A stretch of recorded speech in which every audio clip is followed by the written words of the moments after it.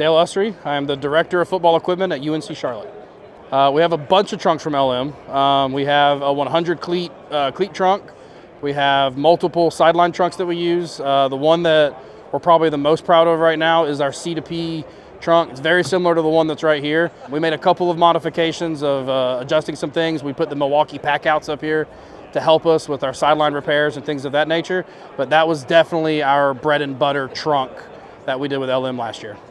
I've known about LM for years. I've been doing this since 2013 when I was an equipment manager as a student. We had LM trunks when I was at Georgia Southern, had LM trunks when I was at Liberty.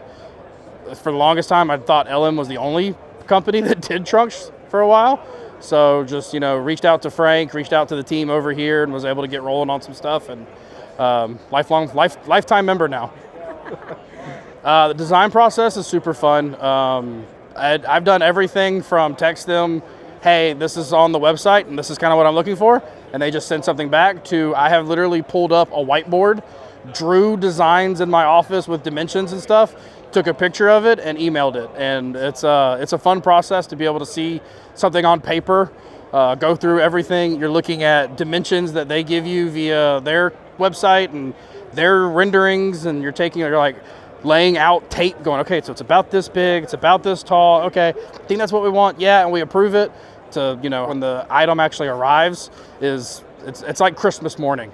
For going from, because you don't really know what to expect, and then when it shows up, you're like, this is the best day ever.